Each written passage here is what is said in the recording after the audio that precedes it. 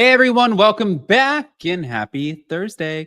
All right, guys. Well, I know this is different, of course, because normally we do this on Fridays, but this week we did not want to disappoint you guys on the live. So we had Hot Messy on Monday. Jason and Gelsey killed it with Anchor Watch on Tuesday. And then I'm leaving tomorrow. I am making like Reese Witherspoon and I am headed to Alabama. Yeah. Going to be an interesting one, but I'm going for my mother's birthday and my brother's housewarming, so I will keep you guys posted. That's why we're doing it today. Now, in the meantime, guys, smash the like button. If you're not subscribed, get subscribed. Don't forget to hit that notification bell, and let's welcome the husband that I'm flying to Alabama to get my divorce from so I can get married to the new one, just like Reese Witherspoon, you know? Hello. Girl, I already have someone waiting and a new house, so you were way behind if that is your plan, okay? A new house? Okay. A new house. Yeah. You know, okay. Got to think like a housewife these days. Okay.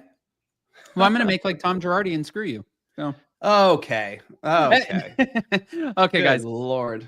No, there's so much to talk about. When you leave again, you're supposed to leave soon. Right? Okay.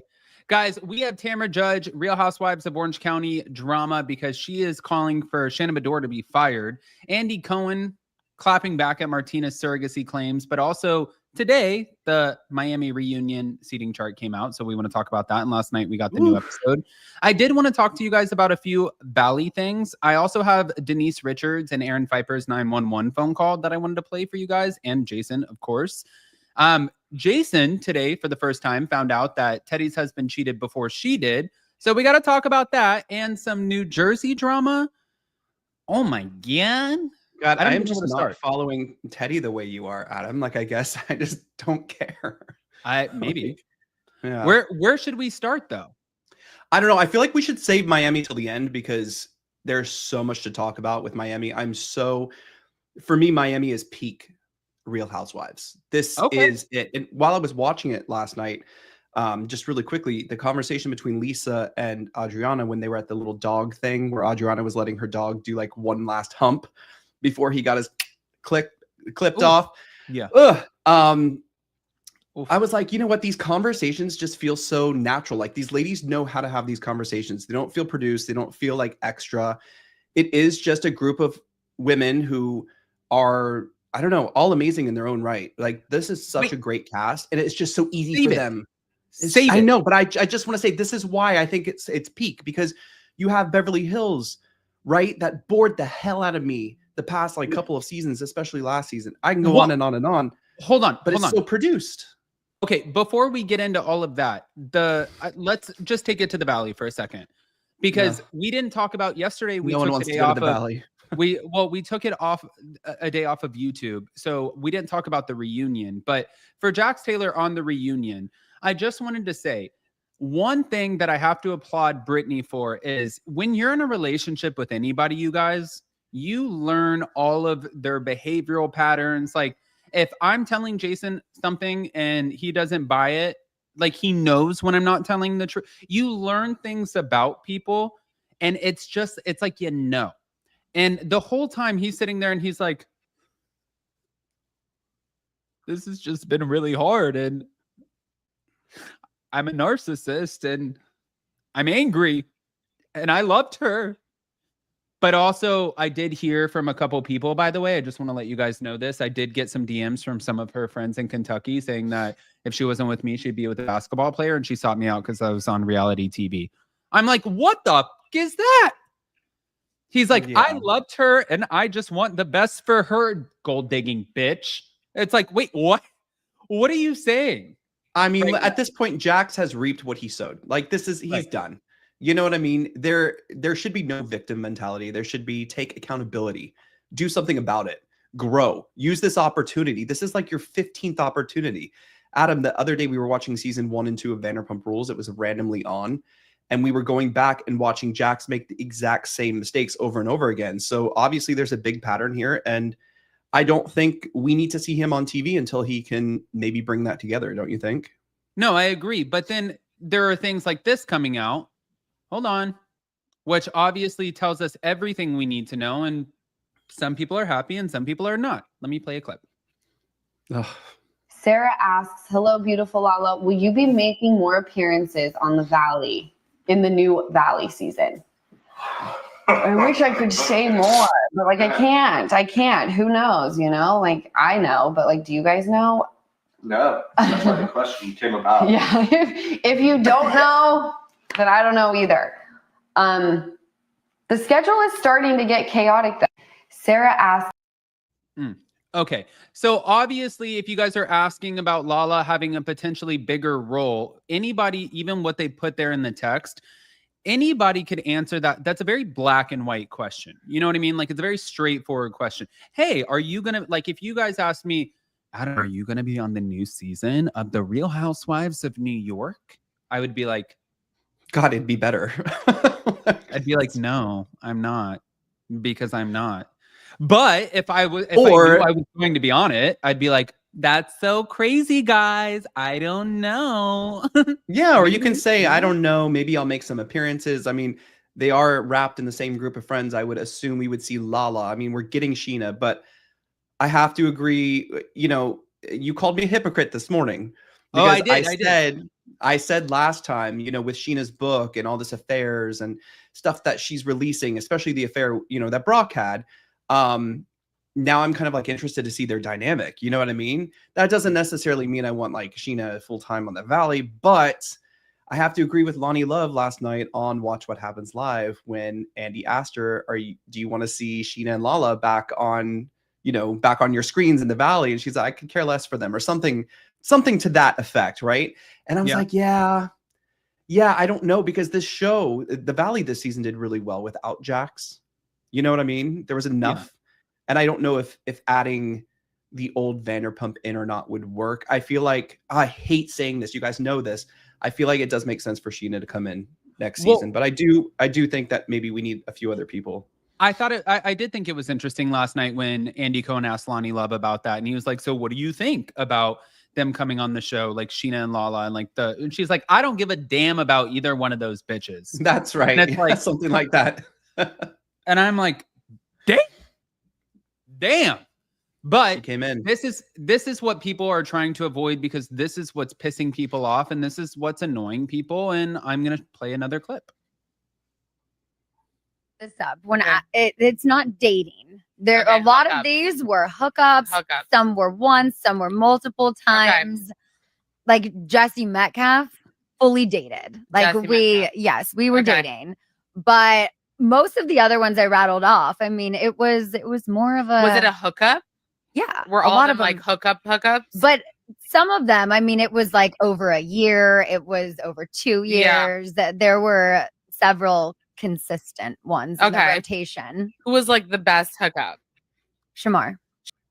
Okay, so people now are getting frustrated. The whole point of playing the clip was people now are getting frustrated because they feel like Scheana is leveraging everybody else in order to create a space and a storyline for herself in order to be interesting on the show. I think that's an interesting take from the fans, but no, I think it's the correct take. I mean, she's not interesting by herself. I was just, you know what I mean? She's never has been. It's always been, she's been tied to something or somebody. It's never been about Scheana like it was about Stassi, you know? And I just find it so funny because she really like loves it too. You can see her like smile and like, she like loves telling these stories. And I'm like, you were married with a daughter. Now we're just talking about your legs being spread all the time. Like, is that, no, I mean, but that's what you're putting out there. That's what you wrote in your book. And I guess, you know, it's okay to put it in your book. It's your memoir or whatever, but like, you're really proud of it. And Jesse Metcalf said that you guys did not date. So I'm really curious on who's lying there. Did he say that? Yeah. Okay. Okay. Well, what I was going to say is people were saying that this is at the expense of so many other people in order to create a space for you on the show. But what I was going to accompany that with is, guys, watch the fucking Valley. Janet and Jason Caperna, who I love them. They're always so sweet to Jason and I. Two Jasons. They're like two J's in a pod. I know, it's so funny because every time I read the comments, I see like my name and I'm like, wait. And then some people are talking about Jason Caperna or Jax. And then I see Janet and I'm like, my mom is Janet. This is so confusing in these comments. I'm like, what? What I was going to say is, though, you know, like heavily fixated the whole season on Danny and his drinking. You know, like Jasmine and her girlfriend heavily fixated the whole season on this. Zach, the whole season heavily fixated on Janet. You know, like they all heavily fixate on somebody else to create a storyline and a narrative for themselves to make the show more interesting. I don't think that Scheana's doing anything different than they're doing. That was my point. Yeah. That was my point. But go ahead. No, I was just going to say, Matilda, thank you so much for the super chat. Matilda said Fanit is overrated. I assume we're referring to Janet. Jason is not doing himself any favors. Brittany is not that sweet. It feels like she is master peppering in the back, like master puppeteering. Oh, yeah. I mean, what do you think about that? Thank you, Matilda, by the way. And thank you for the insight or your opinion. I don't know. I haven't seen enough of I can't wait to see Brittany without Jax next season. That's what I want to see. You know, I want to see how she's without him. I do think she's hurt, so I would be acting the same way as Brittany, to be honest with you. There was only one moment this season that I felt like she was puppeteering anything. By the way, guys, 250 in the room. Smash the like button. And if you're listening on the pod, then drop us a 5-star and a review. But what I was going to say is the only one time that I actually felt that she was puppeteering and playing into what the reality TV format was when they went to Hawaii and then she texted Jax about Kristen Doty getting engaged. She obviously knew that was planting a seed. She knew that that was going to go everywhere, and that's what she was trying to do. And then she made it about herself. So yes, do I think that she knows how to play the game? 100%. Do I think she was a fan that sought out Jax Taylor? No, that was Raquel Leviss. So I think, but I think Brittany is only giving, you know, Jax a taste of his own medicine because, you know, she was brought on to Vanderpump Rules by Jax. So you're learning from the best master puppeteer to be a master puppeteer. You know what I mean? Yeah. Rebecca Cohen said, what's a pivotal moment in your life that changed who you are today? I'll give that one to you and then I'll answer it. Oh, like personally? Yeah. I love this. So when we switch subjects, guys, if you want to ask some questions, we love taking questions because it's so fun. I was telling Adam, like, I love talking to the live chat. But Rebecca, good to see you. A pivotal moment that I don't know, you know, like I want to say, you know, when I won a competition or when I got my dream job at Cirque or when I learned a valid lesson. But I have to say it's when my dad passed. Wow. You know, I mean, I don't want to make it, you know, somber or anything, but that was a huge moment.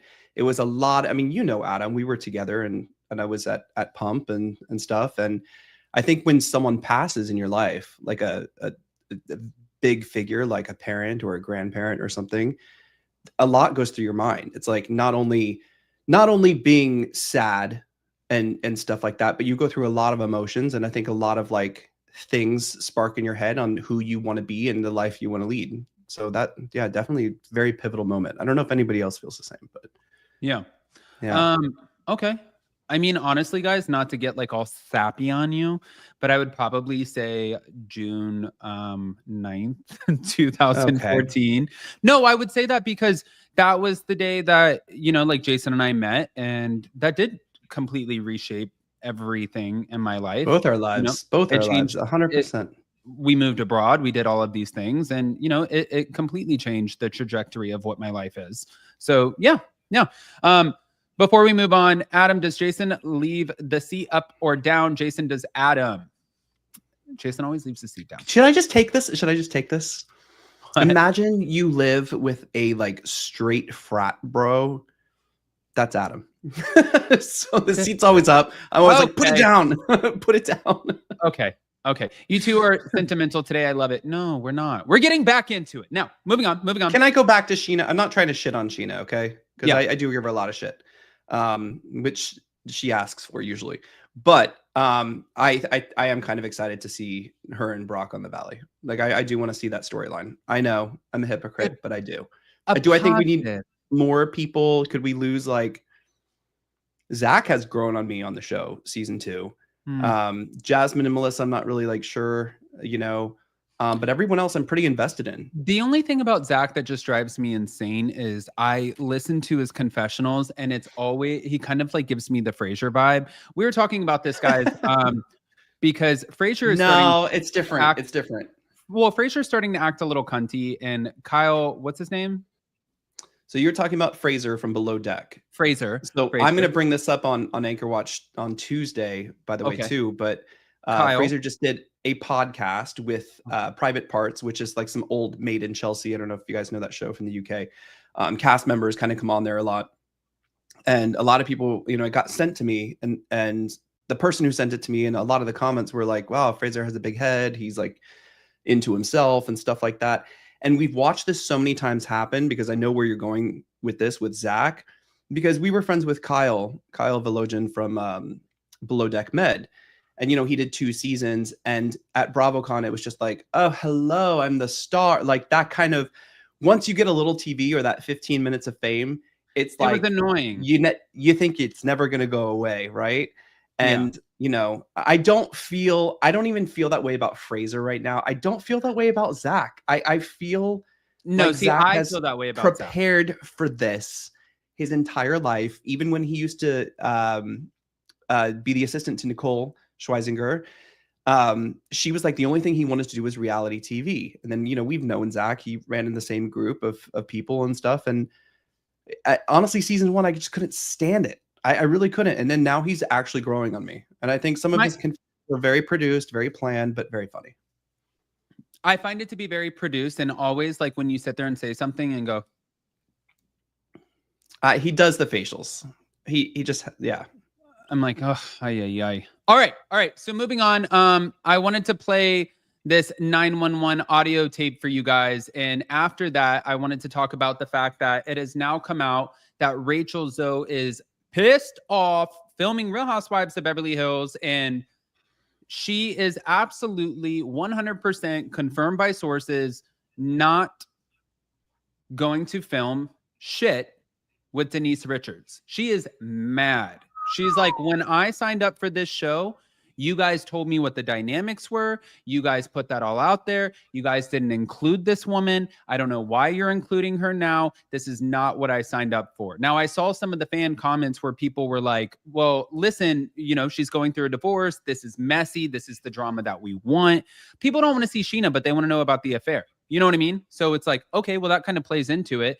But also, the one thing that I don't like about this from Rachel Zoe already is I already know how this works out with NBCU and Bravo. If you're somebody who's coming in and you have a status or you have a following or you're just a household name like Kathy Hilton, you get played to a little bit more as far as like what NBC will give you, like what they want to or what they're willing to keep doing to make you happy.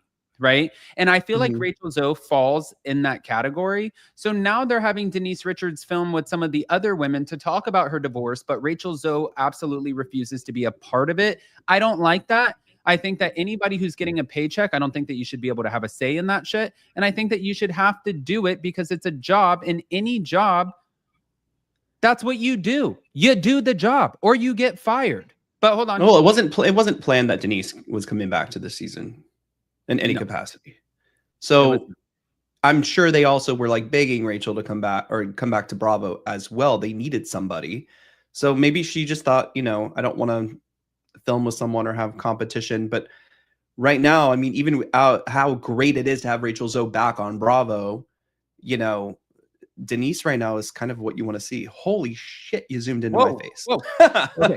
I'm gonna play the audio real quick. Okay. In Calabasas, informant states his ex-wife named Nicole showed up to informant's house, and the ex-wife has a temporary restraining order against the informant. Informant left ex-wife at informant's home with his parents.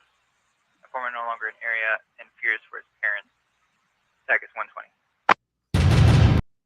Okay, so he ended up calling the police on her, saying that, Aaron ended up calling the police on Denise, which this is so effed, you guys. Denise has a home in Calabasas that she lets Aaron Pfeiffer's brother and parents live in, and her dogs were there. So she wanted to go pick up her dogs, right? She wanted her dogs. She wanted the laptop. The judge awarded her laptop with all of her nudes and stuff in it, but she wanted her animals back. Now, he said that she was never taking care of the animals because she was always on Vicodin and alcohol, that she was picking up their youngest daughter on Vicodin and alcohol, that she was just never present or around because of Vicodin and alcohol.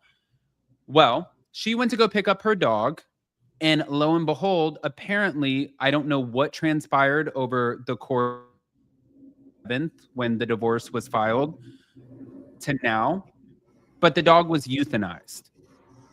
This actually breaks my heart because, one, it's not the dog's fault, but then two, I really, really hope if in fact he did euthanize the dog, it was because the dog was sick, there was something wrong, you had to put the dog down, something like that. Not just like, oh, well, this bitch is trying to like ruin my life, so I want to ruin hers. Watch this. I'm gonna kill the thing that you love. Like that would kill me.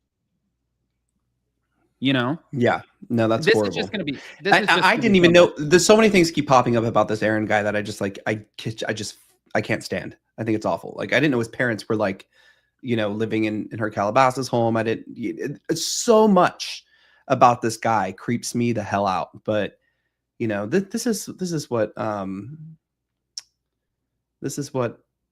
Housewives choose. I don't know why do Housewives choose like the worst men? But you also, you know what I mean? Not the OGs. The OGs like Lisa and Ken. Like at least they're still married. But they always like say there's nothing like a woman scorned. I think that, you know, like when you cheat on a woman or piss off a woman, stuff like that. I don't think I truly don't necessarily understand that statement or saying, because I think that if you do that with anyone, like the fact that he has hundreds of text messages between Denise and this guy and them meeting up and whatever, I think that he's a bitch scorned is what it is. And I think that he's going to do everything. He's definitely a bitch. He's going to do everything he can to ruin her life. And I think that's what's going to happen, but we'll see. I wanted to read this comment, Adam, from Sergio in the live chat. He says, because Beverly Hills was a Lux show, but after Lisa Rinna created a hostile environment, it became too dramatic, and we don't get that anymore. It's actually that's kind of how I feel, because that was kind of the timeline where I kind of fell off Beverly Hills. You know, it was especially that time where they were in Palm Springs and everyone was reading the LA Times about Erica. For me, it just dropped. Like the Erica thing, just like she's never been. You feel like it devalued the franchise? Absolutely. Absolutely. Okay. I mean, you think about, I was just watching this. I'm not saying this because I worked for her and I like her. And I think I mentioned this last time we were on Monday, but you know, when you go watch like old things of Lisa, or like on my TikTok feed, fucking Housewives pop up all the time. I'm like, this is not what I want to see on TikTok. But anyway, there's like these compilations of like Lisa Vanderpump and all her like sayings and stuff like that. I'm like, this was Housewives, you know, this was Beverly Hills. Now, is it ruined across all franchises? No, but it's ruined across many of them. Like that's what I was trying to say earlier about Miami. Like they have not missed a beat since season 1 at all. Maybe the pause also contributed to that, but no, I mean, listen, I agree. Maybe it will help Jersey. I at the end of the day, guys, I don't want Denise Richards to come back on our screens. I really don't. Not full time. I would be okay to see her in a friend capacity, you know? Yeah, if she wants to come on in a friend capacity and share her story, then I'm good with it. Otherwise, let's move on. But speaking of which, since we're talking about the Real Housewives of Miami, I wanted to talk about this really quick. Hold on. It just doesn't stop, you guys. Teddi Mellencamp, which I told Jason about this, and Jason was like, enough of Teddi Mellencamp. And I'm like, girl, I know. You don't have to tell me. We'll say a prayer for you, but I don't want to, you know. Jason's like, I don't give a shit about listening to Teddi Mellencamp anymore. Can I say really quick, bravo, NBC? Thank you so much, because you guys could have easily rode this drama that's going on in Teddi's life into a storyline where she was staying with Kyle. She had an affair. Her husband had an affair. She has a 50-50 chance of survival with cancer, which she just came out about, which is so heartbreaking. All of this could heartbreaking. It's so heartbreaking. All of this could have easily, 2 T's in a pod, it could have easily been a storyline, but I don't find her to be a great reality TV personality. I think that Denise just replaced her. Denise totally just replaced her as a friend. But she wasn't coming back as a housewife. We know that. Right. Well, this is what was said. Edwin made their debut on The Real Housewives of Beverly Hills. Teddi discovered Edwin had been having an affair with one of her close friends at the time. The couple decided to stay together, and Teddi says Edwin had remained faithful in their marriage ever since. I think it wasn't necessarily the act. And was it with your best friend or a good friend? It was with somebody I knew. Mm-hmm. Yeah, it was with somebody I knew. And I mean, I'm not saying that I didn't make huge mistakes in my marriage post that, but that broke me. That was the first time in my life where I was like, how will I show up every day with a smile on my face and raise these kids and be this perfect wife and start a television show and become somebody that people like or they think are funny? Or if people say, why do you seem different than when you were on your first season of Housewives? Like when we listened to your podcast. And I never really opened up about it, but that's why. And ultimately, you know, it came down to like a financial thing was why the person was coming forward. And that was like even more heart-wrenching because I was like, you'd be willing to do this to my family for money? And not even a lot of it? Disgusting.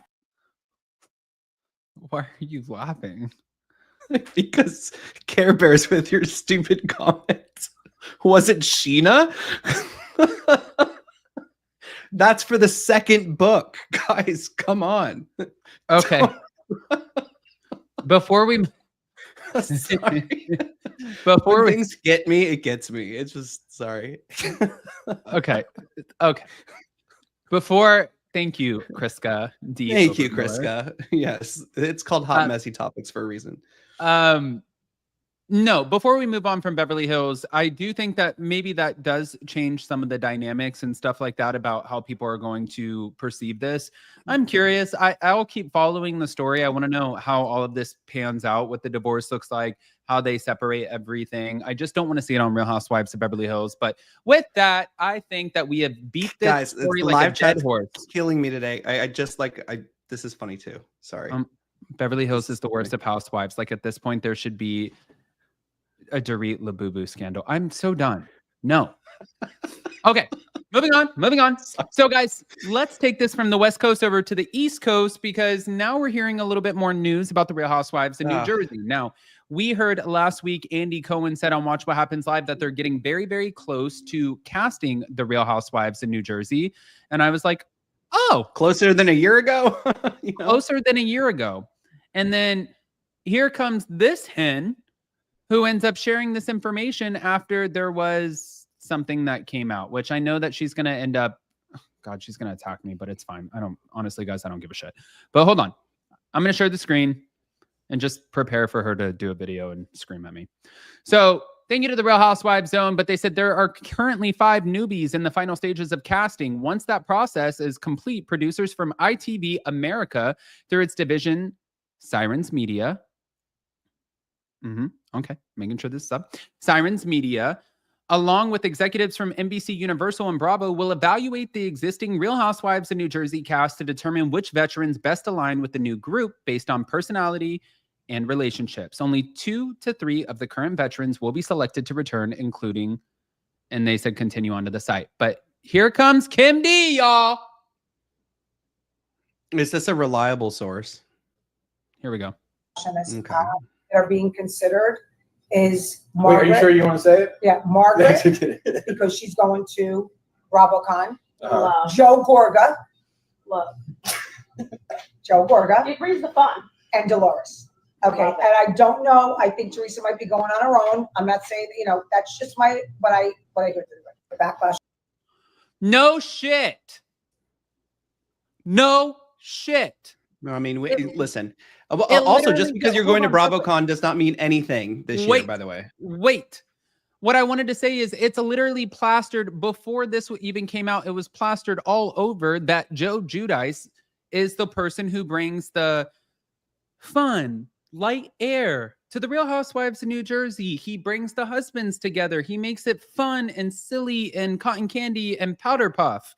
And it takes away from like the insanity that was last season. So this is more of like a feel-good kind of show. Yeah, that's what Jersey will never be a feel-good show. No, it actually, but it is.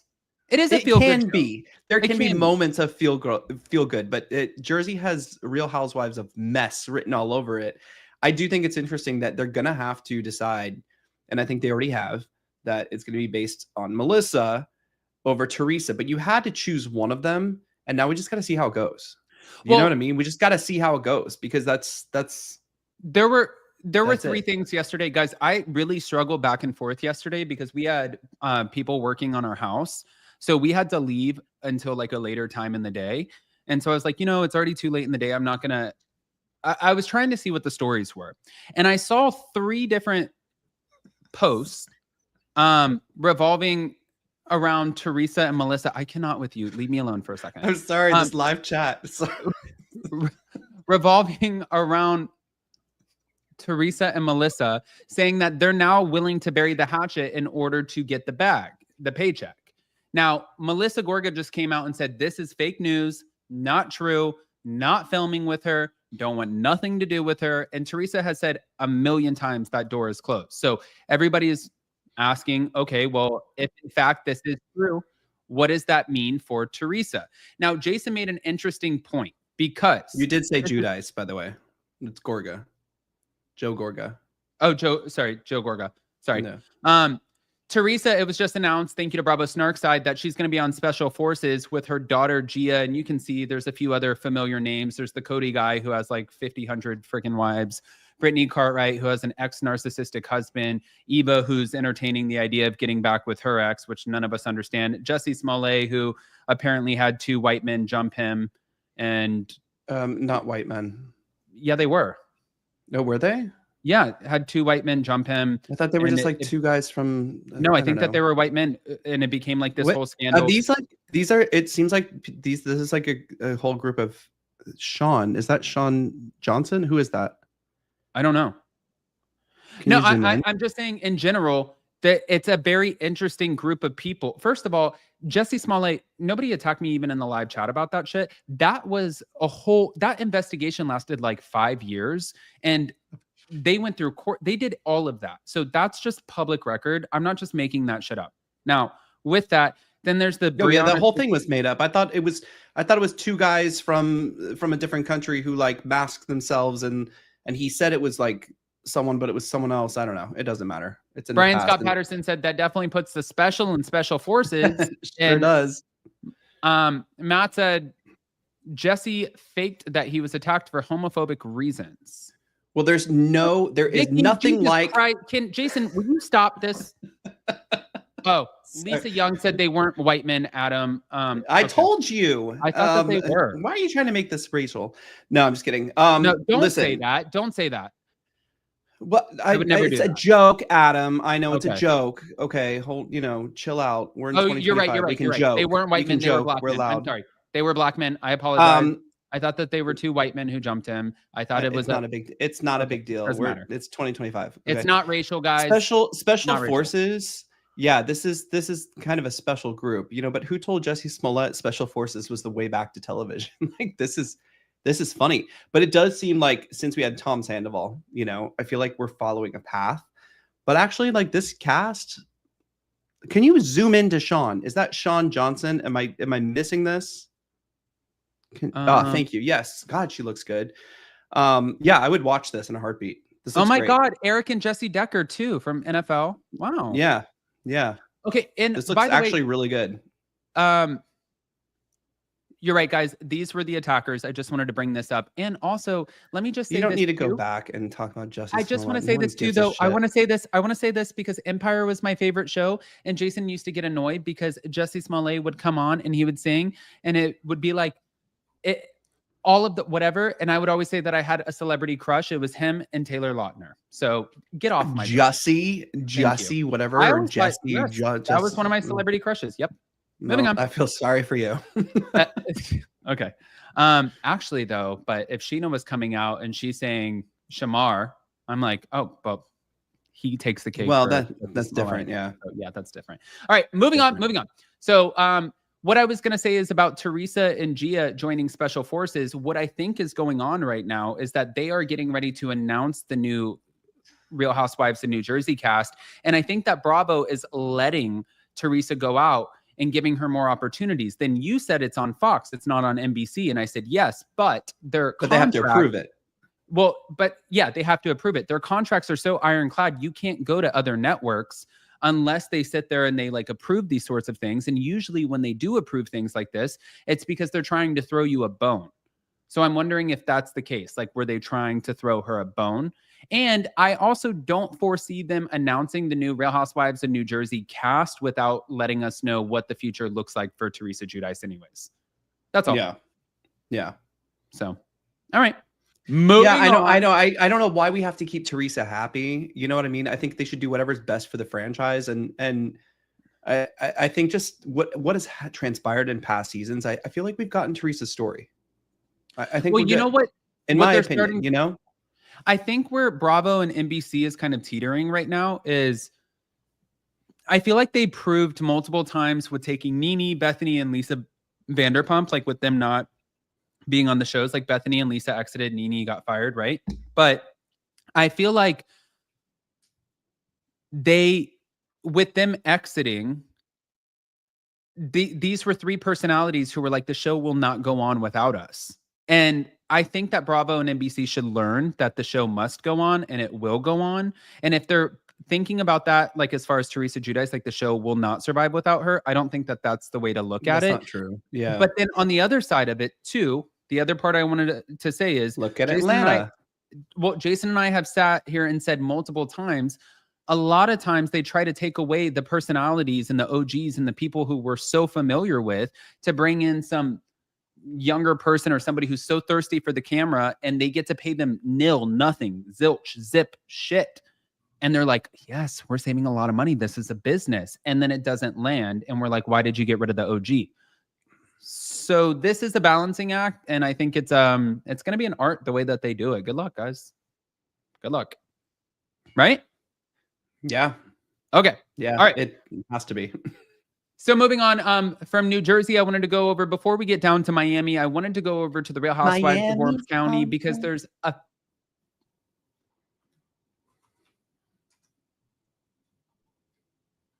What? No, nothing. You were singing.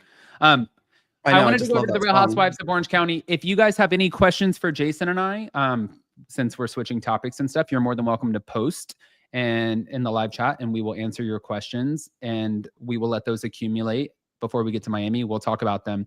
As far as the Real Housewives of Orange County goes, though, right now, guys, Tamra Judge just recently came out and said that Shannon Bedore needs to exit the franchise. Why? She was on E! News, which, if you guys don't know, E! News is getting canceled. She was on E! News and she was talking about this, and she said the whole premise of the show is conflict resolution. She likes conflict. She doesn't like resolution. So if you don't want to sit there and make up with people, or if you don't have the ability to make up with people, then get out. Get your ass and get off of the show. She's dramatic. Everything in her life is dramatic. Tamra went in. And I was like, oh, shit. Then from that point, she goes on Jennifer Pedranti, and she said she messaged me back in 2013 on Instagram. She was trying to get on the show. She was desperate to get on the show. And she even copied my hair extension. So let me just tell you about this bitch. And I was like, okay, who cares? What I want to say about this, real quick. One, are you enjoying OC or no? I am, actually. Okay. I am. You know, it's funny because I fell off a little bit on that, and then I caught up. Like I think I told you last week when I was in Florida with my sister, we were watching like the last couple episodes of, like, we sat in bed for like 6 hours. We watched the last couple of episodes and the reunions of OC, and I'm like, okay, now I'm ready. I'm ready for OC this season, and I'm enjoying it. I'm, like I said last time, I'm enjoying Katie. I don't know, that's not really the popular opinion, but I really enjoy Katie. I'm enjoying all of them except really Gina at this point. And I usually kind of like her, but you know. I just wanted to point something out really quick about what some of these housewives and some of the cast members of these shows are saying, because it really just like, it irks me. I swear to it, it's like walking down the road and, you know, like it's annoying. It's like driving your car and getting stopped because you have a family of possums crossing the highway and now you're stuck. That's what it reminds me of, because I'm getting ready for Alabama. Now, Alabama. Tamra sitting here saying that Jennifer Pedranti was nothing more than a fan and she just wanted to be on TV. On the Valley, they're calling Janet Fanit and saying that she was nothing more than a fan and wanted to be on reality TV. Shut up. Shut up, all of you. And the reason I say that is because none of you were like propositioned with a contract to be on a public platform on reality TV to showcase your lives and understand everything that comes with that without wanting to be on TV. So just because you were on it before them and you beat them to the punch, now that they want to be on TV too, who gives a shit? That's not an insult. It's funny because remember how I was telling you I was listening to that podcast with Fraser. So when you get started in yachting, you have to do what's called dock walking, right? And go down the dock with your resumes and like reach out to crew who are already working on the yacht between the hours of like 7 and 10 a.m. And hopefully someone will take you seriously. But most of them look at you like she did. It's the same thing. But who knew Housewives would turn into a dock walk? You know? Yeah, I mean, at the end of again, Real Housewives of Orange County, I think that they're doing a good job. Alexis Bellino recently came out and she's like, of course I was fired because Shannon Bedore gave an ultimatum and said that she wouldn't come back. Yeah, girl, Alexis, no one cared for you anyway. Come on, girl. Nobody cared about you or Bulldog John Jansen looking like a goddamn pug on our screens coming in and you Hey, be nice because Alexis looks like him in drag. We talked about that last week. That's rude. That's rude. What you said was rude. Pug. I'm just saying she looks like a good John Jansen. Like John Jansen is. John Jansen, not Gretchen. Alexis looks like John Jansen doing drag really well, dressing as Alexis. Yeah. You want to go to Taco Bell? No. Oh. All right. No, but what I was going to say is like, Alexis Bellino, you were a terrible housewife anyways. Gretchen Rossi, I also thought was a terrible housewife, but what she is doing different, which I'm noticing this season, which is really, really smart. Alexis Bellino came in and producers knew exactly how she was going to operate. There's the door, Shannon Bedore. She came in with all of the little zingers and the one-liners and they were in her head and she practiced them in front of the mirror and she made her entire story about Johnny J and Shannon Bedore. Now, if Gretchen is smart, and obviously the filming for the season is over, but watching the rest of the season, if she's smart, then she will position herself to be friends with the rest of the cast and practice exactly what Tamra said about Shannon, the conflict and resolution, if in fact she's smart. Because if she does that, she might have a future on the show. If she doesn't, girl, you're screwed. And she even took credit because the cast guys took a cast trip to New Orleans and Tamra quit during the New Orleans trip and she posted on social media. She said, I'm out. I'm done. This shit's not important for me anymore. I don't even care. There are bigger things that are happening. This was around the time that she found out about Teddi Mellencamp's cancer diagnosis. And obviously the girls piled on her and she ended up quitting the show. And Gretchen was like, that's me. I did it. Which I kind of think is funny because it's not like she truly, truly quit the show, but hold on really quick, by the way. Cast trips, the cast, I believe it was Australia, the cast of Real Housewives of Beverly Hills, they were supposed to go to Australia for a cast trip and it just Melbourne or something, right? Yeah, it just got leaked this morning that it was canceled and nobody knows why. Rachel Zoe. No, I'm just kidding. Rachel Zoe. All right. Rachel Zoe, we're just going to blame you for everything that happens wrong this season, even though bringing you back is the best thing you could possibly have done. Before we end up moving on to the Real Housewives of Miami, Jason, did you, I think you starred some of those questions. Yeah. So, okay, here. This is from Matilda. Adam and Jason, would you do a show like Special Forces or would you do Below Deck? Well, if you know me, I am done trying to do obstacle courses and shit because I was in the circus for so long. So I would be on Below Deck. Well, we were, by the way, guys, we were also offered to be on Below Deck. That's true. With another, we were offered to be on Below Deck. There were interviews for Vanderpump Rules. Well, okay, that was. I don't want to go down the whole list. If the pandemic didn't happen, I think we would have ended up on Vanderpump Rules, and that would have ended our fucking lives. No, thank God. No. I don't want this to be because I've already seen other content creators try to play this shit against us. But there's been about 3 Bravo shows that we have been either entertained or offered to kind of like play in the realm of. Below Deck, it was with Charlie Walters. I don't know if you guys remember, he offered us to come on. He was with a bunch of gay guys. Charlie's actually a really, really nice guy. He does press. And he got a really bad rep. He was really rude to the crew and everybody. And then he came back and I did an interview with him. And that Christmas, he was donating PlayStations to all of the kids. And he wanted to show people he was not an asshole, but production wanted him to be an asshole. So he played the part as well as he could. He offered us to come on. We were actually moving at the time. We did not end up going on. As far as Special Forces, I was recently just offered to go on another show that I believe it's on Fox. Oh my God, it's on Fox. I forgot what that's called. Yeah. No, don't say it though. I won't. But I was offered to go on another show that was also kind of like, what are those called? Obstacle courses. And the scariest thing, you guys. No, that one was more like. No, it was strategy, but they have obstacle. It was strategy for sure. Yeah. But it was strategy and obstacle courses. But my biggest fear now, you guys, and I don't know why, it changed the course of like my life. Maybe I should have used this as an answer at the beginning. When I switched my teeth and ended up getting veneers, I didn't realize or share with Jason, because I love Jason's veneers and his veneers have been amazing. He's like 50, so like 100 years. I'm not 50. Oh. 50. And I put glass in my mouth. So my teeth are all glass now.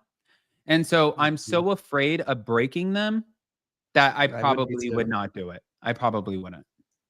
Hey, honestly, like even Jason just said to me when we were walking the beach earlier, that sounds so bougie. We were taking our morning walk on the beach.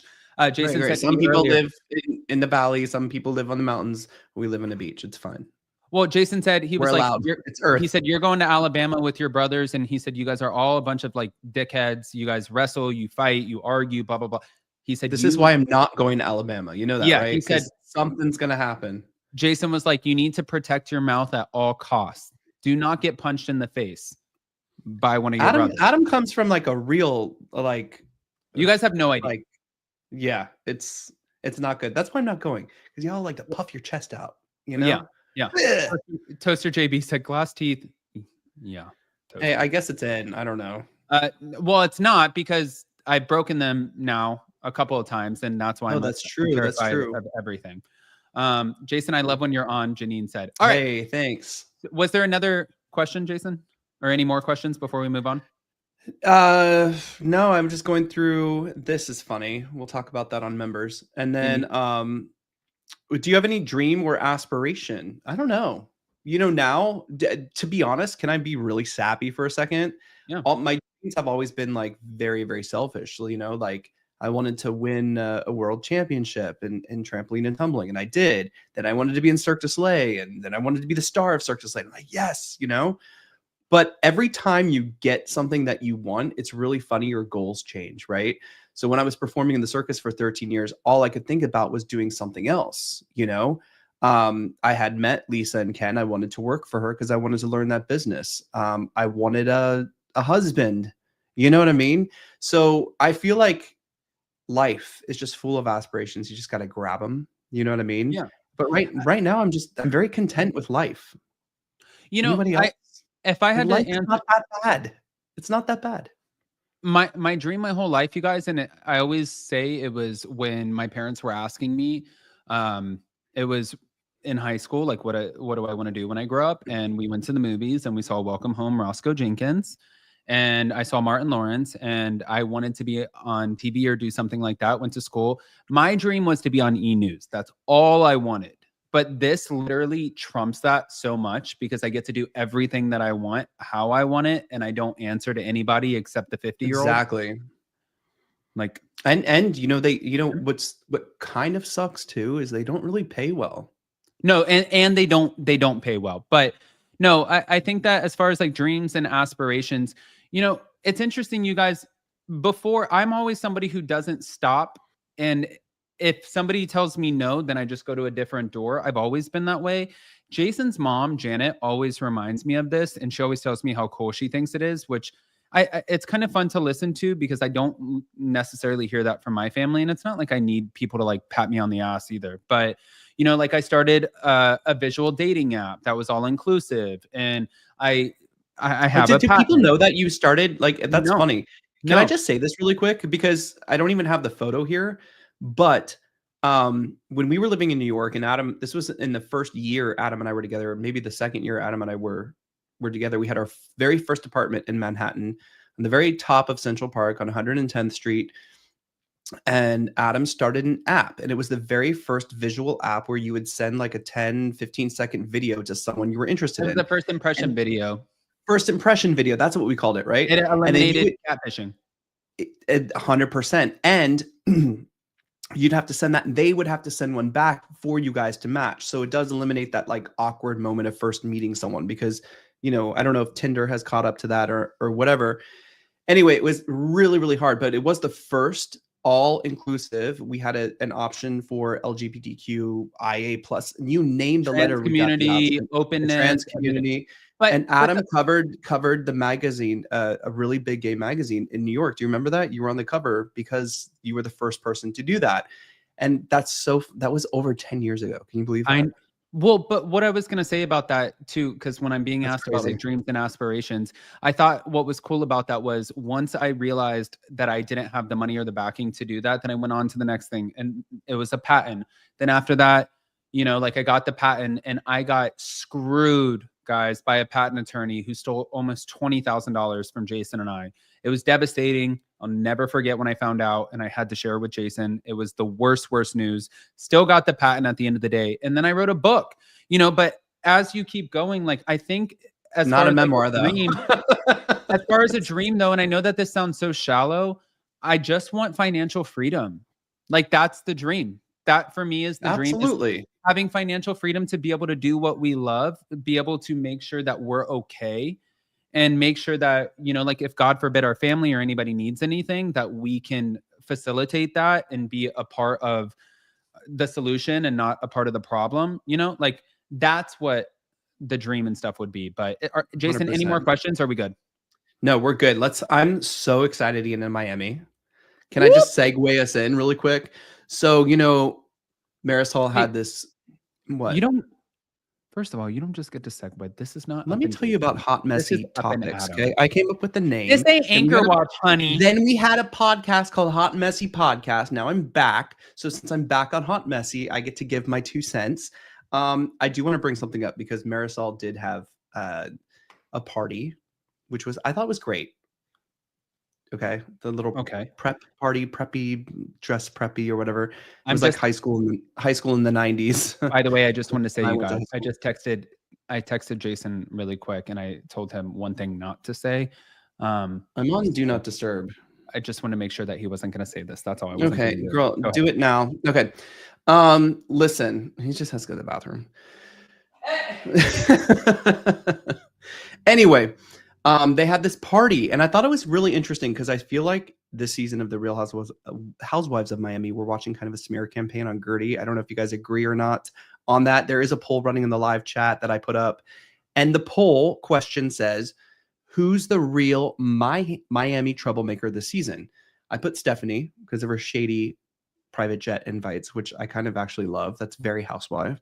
I put Alexia because she's making something out of nothing, as always. And Julia, flip-flopping friends, because that's what she is doing this season, which is crazy, but it's also keeping her very, very, very relevant and very talked about on the show. So, you know, I feel that. Hustle, Julia. And then we have Gertie and her backhanded peace, because I feel like she likes to make peace, but then keep it going. But I love her. I love all of them. I love all my housewives from Miami. But, you know, I do feel like there is a bit of a smear campaign here because Marisol is questioning Gertie's fashion taste. So Gertie posted this on Threads this morning. Gertie said, while this quote unquote friend labeled me a fashion catastrophe, I was paying for and delivering a cocktail making machine gift she randomly assumed was a regift, which she did assume for Lisa. Gertie is all full of receipts, not just text messages, but here is her Amazon order for the brand new Bartesian cocktail making machine. We just bought my brother one of those. Was it $346? Well, mom paid it. She just told me that I have to pay her back. So sorry, mom. Oh. Mom said, put it. She's like, son, you just charge it to your Amazon account and I'll give you the money. And I was like, why don't you? That never works out. That never works. If I was a parent, if I was a parent, I'd be like, I don't know how to send you money. I'm sorry. Yeah, no, she never ever pays me back, you guys. So I was like, why don't you do it and I'll pay you? And now every day, every morning I get a call and it's like, where's my $170? And I'm like, girl, where is my $3,000 for furnishing your apartment? Listen, so everyone is voting on Julia being kind of the big troublemaker this season, though, Adam. Which, I actually kind of agree with that. I wanted to say a few things about this. Last night, watching Stephanie Show G, which I always called her Show J. Isn't it Show J? Is it Show G? Show G, yeah. How do you know? Because Andy Cohen said it on Watch What Happens Live. Okay, okay. So her best friends, Caroline and Larsa, call her Show J. So are we like going with Andy or are we going with her friends? Larsa calls Carolyn Stanbury. Carolyn Stanbury. Noted. Yeah, what are you talking about? So my best friend Carolyn Stansbury. Yeah, Stansbury. Yeah, and my mom does the same thing. She's like, "Have you guys talked to Carolyn Stansbury?" I'm like, "Mom, that's not." Yes, we've talked to her. Okay. Yes. What I was gonna say is Stephanie last night. I've really been hyping her up. I feel like I've been like such a hype person for Stephanie, but last night when she was like, "I am so excited to go to Sevilla," Sevilla. We were supposed to be there. We were supposed to be there this month. I'm so excited to go, but obviously I'm going to be taking my private jet, and since it's transatlantic, we can only bring 3 people. So which one of you girls wants to fight for it? I was just like thinking in my head, I'm like, 1, this is annoying that this is even a conversation. And 2, Jason said on our walk this morning, it's not like these women cannot afford to literally just pay first class to go over. Lounge. They can afford whatever, like everything. If we had Dr. Nicole Martin, everyone could take a jet. I mean, and it's like, well, I can only bring 3 people. I didn't like that. I thought that was like kind of annoying. And oh my God, I thought it was, are you kidding? I thought it was the epitome of Housewives. Listen, we needed a firecracker. I mean, it was the epitome of Housewives. It just changed my perception. We needed a firecracker to come in and bless this season with a Dr. Nicole Martin replacement.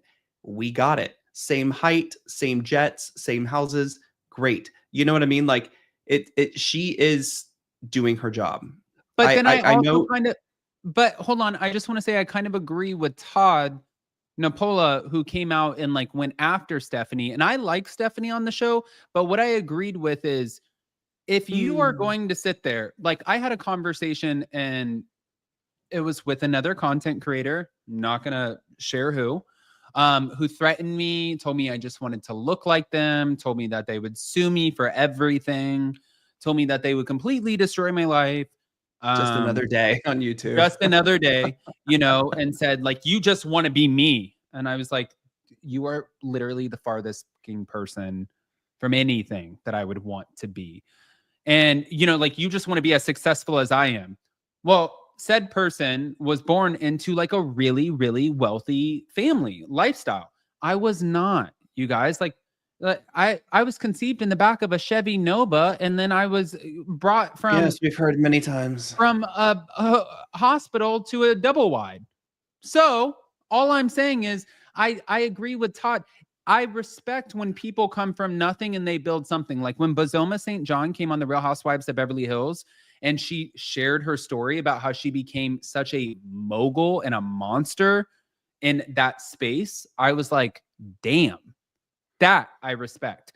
But when you marry into it or you're born into it, do I respect the hustle? Yes. Does it change the optics a little bit? I think so. No? And then also, there are 2 other things. I'm going to go on a bitch fit real quick. 2 other things that I don't like. Julia Limagova being on this, what is this called? Smear campaign? No, it's not a smear campaign. It's what is this photo called? Promo photo. The cast photo, promo photo. Her being on the cast promo photo and Adriana the new Ringling Brothers and Barnum Bailey cast.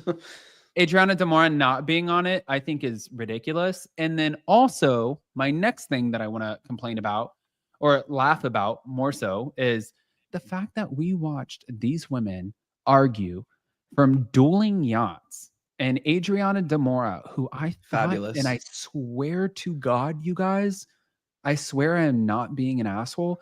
I thought she was like at least 6 to 8 years younger than Marisol. Same. We're all on the same page. We're all on the same page with that. I don't know why I think that or why I thought that at all. Like I'm not age shaming anyone because they both look amazing. I just thought Adriana was like a little younger, but she's a year older, right? And she turning 60 this year. Yeah, something like that. It's crazy. And she was like, "You old whore, and your bony old knee." And you're like, well, you were telling me this morning too when we're talking about this.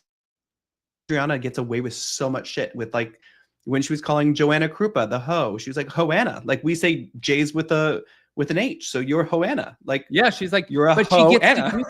She gets to come in with these things. Like she could be like, Joanna's like, "Oh really, Adriana? Oh really? You remember her? She was so annoying. Oh really, Adriana? You want to sit there and say that to me? Or really? You're gonna call me a hoe? Joanna? Yeah." Remember? Joanna was like, annoying though in the best way. Yeah. Oh, she was annoying in the best way, but she's like, "Really, Adriana, you want to call me a hoe? You'll be hearing from my attorneys." She's like, "Why would I be hearing from your attorneys? I'm Spanish, right? That's what you said. You're Polish, I'm Spanish. And my language, we pronounce our J's with an H. So instead of Joanna, you are Ho-Anna. Okay? I didn't do anything wrong. That's how we talk." And I was like, "Oh, bitch, like that is genius." And then last night, when she was like, "I'm a year older than her." And Andy was like, "You called her an old whore." She's like, "I'm a year older. Who cares? I'm older than her." And then Andy was like, "Well, shit. Okay." And I'm like, "Adriana, you are good, girl. You're good." She's good. She, I like her. I've always liked her, to be honest with you. And I just think, so you're saying that you're mad that Julia is holding a mojito and Adriana is not. I think that Julia is a big kind of bag of bullshit at this point. Yeah, it's weird. It's weird, but she, like I was saying when you were, you had to step away for a brief moment. I was saying that Julia though is doing a lot to hustle herself this season because I feel like did someone like check her and say like, "Hey, you need to step it up," because it seems like someone did, and maybe her handler was like, "Hey, come on, step it up a bit," or whatever. Yeah, we're really seeing a different side of her, but she is staying very relevant on the show. She's staying very talked about, especially on our website. Our writers like write about her all the time. So, it's, I don't know. I feel like, look at this though. Everyone belongs close to Andy this season, even Kiki. Kiki, I think I saw Vicky's comment in the live chat that Kiki needs to be a full-time cast member. Adam and I have been saying that forever. I have been a fan of Kiki since the very first episode she was on.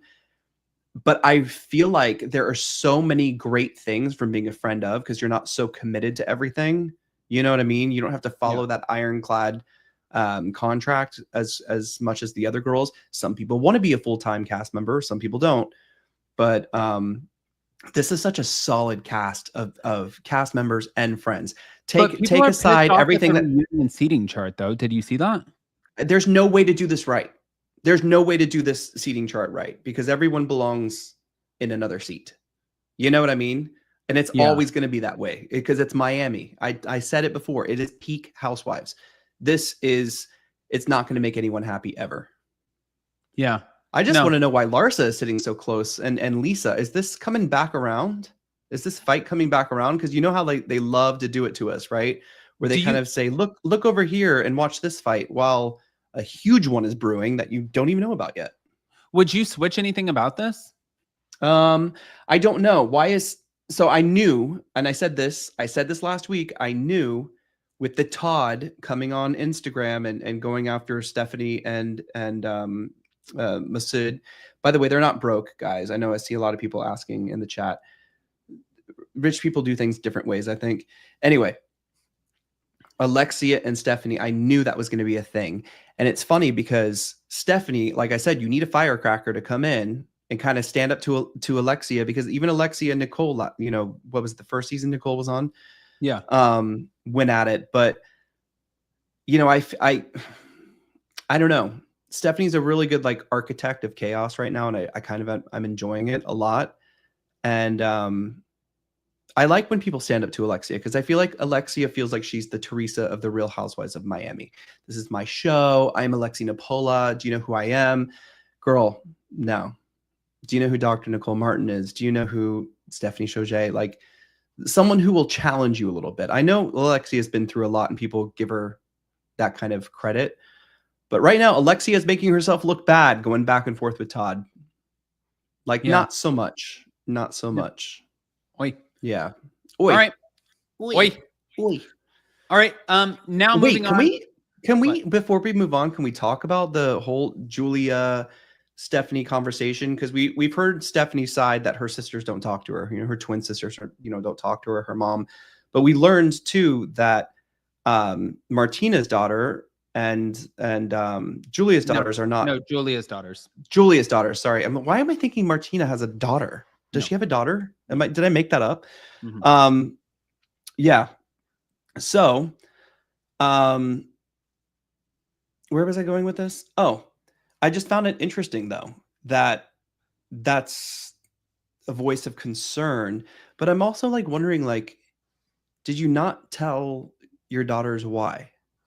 Well, no, I think that the daughters were aware that this was a process that was happening, because obviously it was a part of a storyline. But I think that when you're adopting, I think that you put your name sort of like in a raffle, or not like a raffle. I'm trying to give you guys like an analogy, but like you put your name out there and then you get on this list and then they call you, and it's like you might just all of a sudden you might not hear anything for 3 months, and you're having the worst day and you're taking your car through the fucking car wash, and all of a sudden it's like, hi, this is Deborah. Yes, with Children's Services, and we have 2 little boys here who we think that you guys would be perfect for. You guys still interested? And then it's like, boom, you have to make the decision right then and there. And I think that for her daughters, they probably don't understand that. I also think that her daughters are probably like, damn, did you just take our inheritance and divide it by 4 when it was only 2? Yeah. And I think that they thought about that too. Yeah, that's what most people think about. Val Porter says, has Marisol always been a friend of and never a full-time cast member? No, she was a full-time cast member, wasn't she? She was a full-time. Yeah. Yeah, she was full-time. It was her mom who was the best friend of we ever had. Mm-hmm. Mama Elsa. Speaking of which, before we end up moving on, I'm going to do just like a rapid fire real quick. And then also give us any of your last questions. Guys, 1 hour and 10 minutes. I'm surprised we went this long. I wanted to talk about this really quick. Brittany Glanville, she is now talking about the whole Nair situation. This woman put Nair on her face to kill the parasite that was moving around in her skin. Nair? Left it on Nair. What would Nair do? What? Left it on for 7 minutes and burned her skin all over her face. And she said, I would like to say that none of this is Nair's fault. Obviously, because it doesn't say put on your face, dipshit. Yeah, and got the one for the body, and actually the skin on my body has never been so soft. Okay, so we'll leave you alone, girl. And then on top of that, since we're on the rapid fire of it all, today Peter Thomas has officially begun serving his federal prison sentence for failure to pay his taxes. So he's serving no one saw that coming. Sentence at the Federal Correctional Institution in Miami. Boom.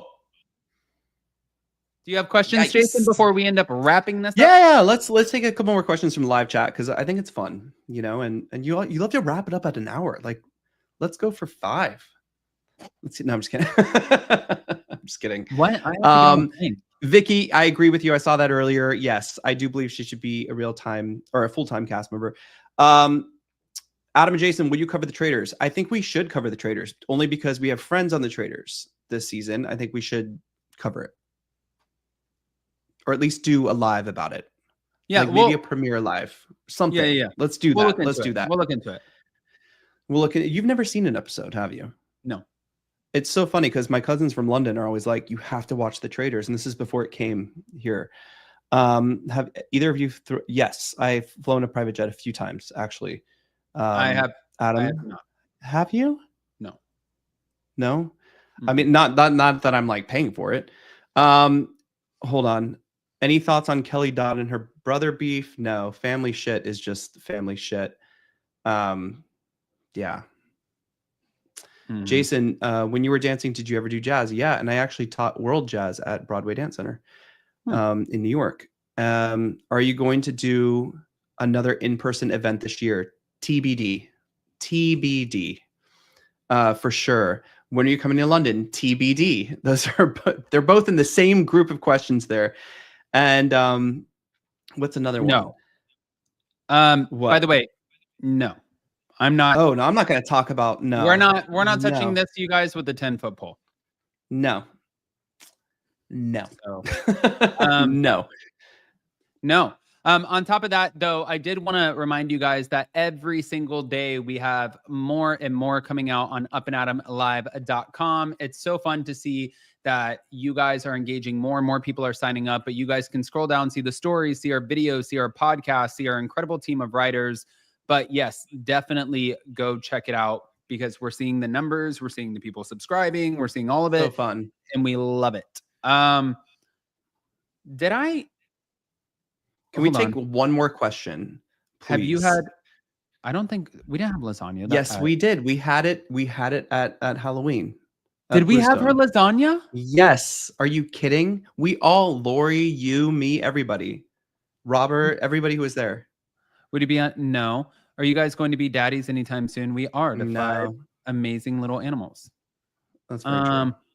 If Dorinda, I love you, and she watches this, I would have lied and said I was sick. I would never eat somebody's tuna ever.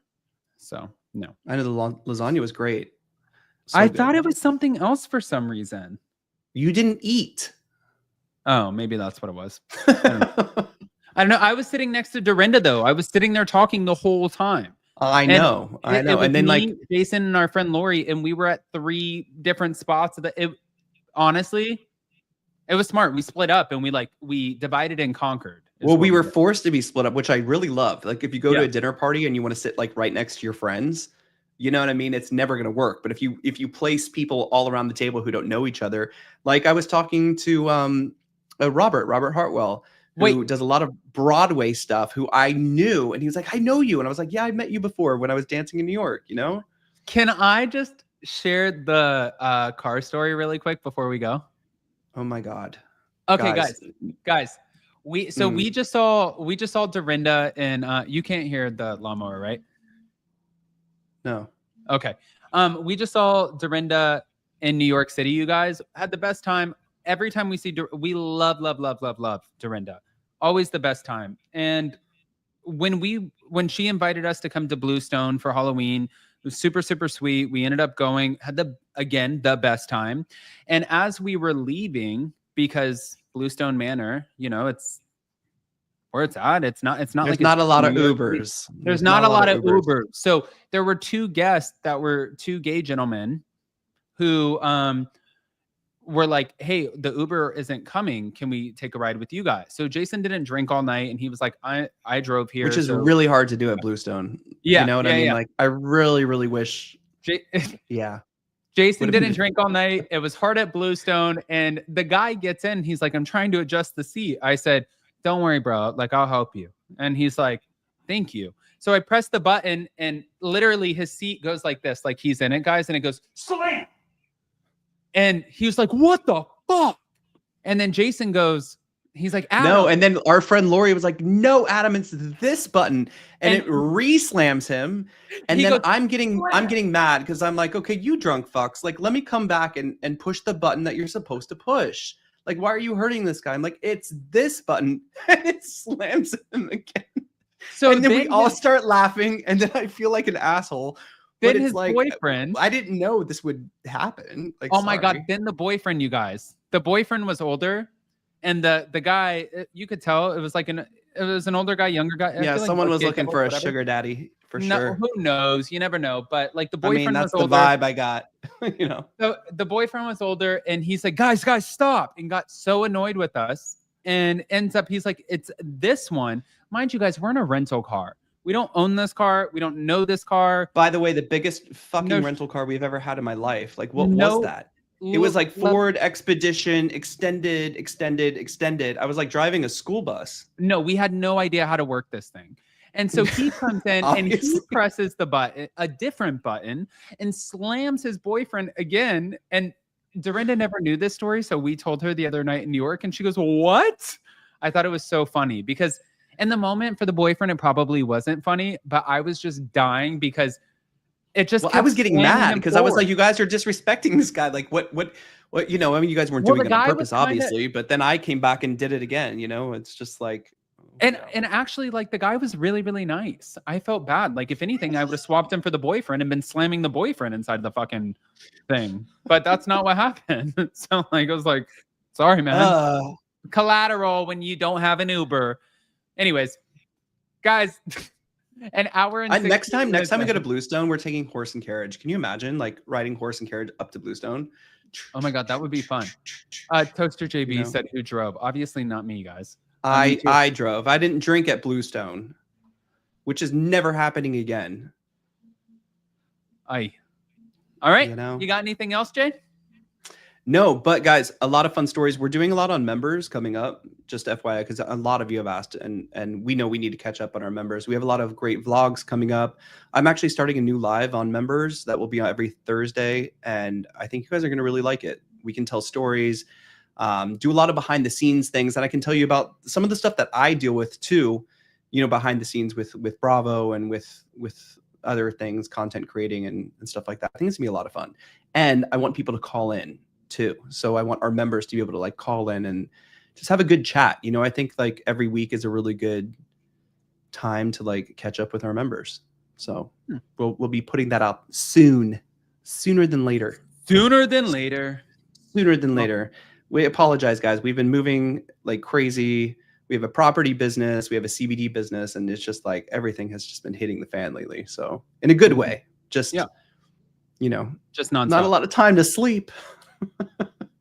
No. Yeah. But with that, guys, I know that normally tomorrow we would be doing Hot Messy. And today we did it because I will be on a flight. I'll just post on Instagram and social media as I'm going. Tomorrow's my madre's birthday. Happy birthday, madre. Little old bat she is. Happy birthday, mother. And she actually, it's kind of great, you guys, because she bought my brother's housewarming present and I didn't have to pay any money, and my brother sent her a pink Yeti, so I'm gonna put it inside of a bag. Oh my God, it is actually the cutest. It's the cutest pink Yeti. It is the cutest pink Yeti, but I'm going to put it in a bag and put a card on top of it and say "Happy birthday, I love you, Mom," and pretend like it's from me. That way she knows it's not from you. Okay. You know, well, whatever. Like whatever. It doesn't matter. I got her the best present. You got the cheap gift. You're like, hey, I got you this little. No, I didn't. Got you this little pin at the convention. You know. No, I didn't, asshole. If you guys know, Real Housewives in New Jersey, I actually got for the moms. I got readings from Gina, the spiritual medium from Real Housewives in New Jersey, which is the best gift that anybody could get. So agreed, 1,000%, 1,000,000%. But all right, guys, love you. Smash the like button, show some love. Go to upandadamlive.com and we'll see you. Well, I'm posting videos throughout the rest of the weekend too, so we'll see you. But we'll see you live on Monday. Bye.